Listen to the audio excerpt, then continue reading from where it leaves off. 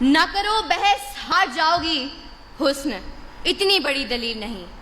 زیوکار، کاہل، نکمے، بیکار، سست اور نااہل لوگوں کا خود احتسابی کی بجائے ناکامی کا ذمہ دار تقدیر، نصیب، مقدر اور قسمت کو ٹھہرانا ریت اس نگر کی ہے اور جانے کب سے ہے۔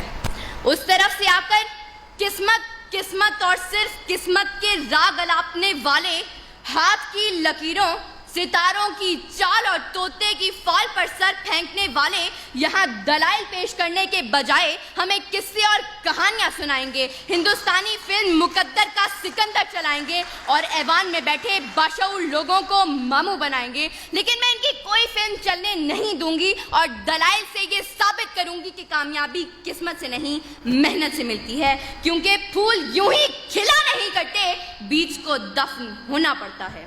صدر علی وقار، کامیابی اجتماعی ہو یا انفرادی، دنیاوی ہو یا اخروی، اس کا تعلق صرف اور صرف محنت سے ہے۔ انسان چاند پر قدم رکھنے میں کامیاب ہوا تو وجہ قسمت نہیں محنت تھی۔ انسان انسانی جسم کے اعضاء کی پیوند کاری کرنے میں کامیاب ہوا تو وجہ قسمت نہیں محنت تھی۔ انسان لاکھوں من لوہے کو ہواؤں میں اڑانے میں کامیاب ہوا تو وجہ قسمت نہیں محنت تھی۔ اور 14 اگست 1947 کو جب یہ پاکستان دنیا کے نقشے پر ابھرا تو اس کامیابی کی وجہ کوئی قسمت، مقدر یا تقدیر نہیں بلکہ تحریک پاکستان میں شامل لوگوں کی محنت اور صرف محنت تھی۔ ابس ہے شکوائے تقدیر یزداں تو خود تقدیر یزداں کیوں نہیں ہے۔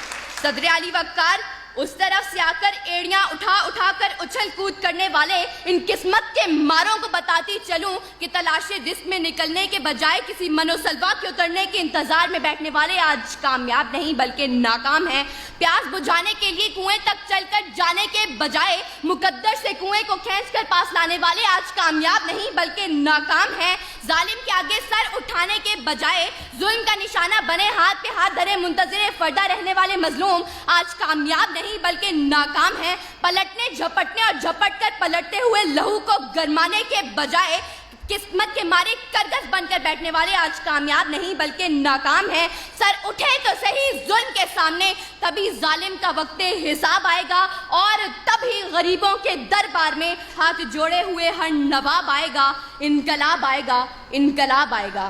صدر علی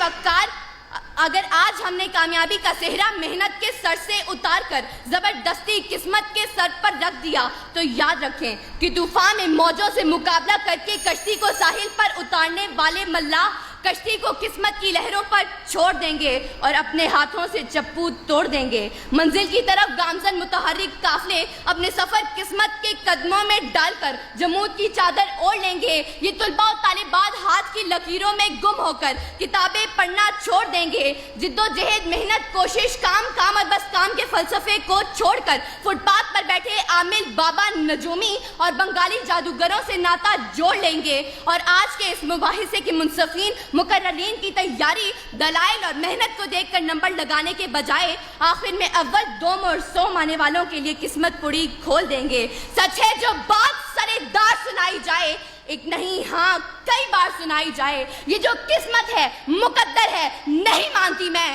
وہ کمائی ہے جو محنت سے کمائی جائے۔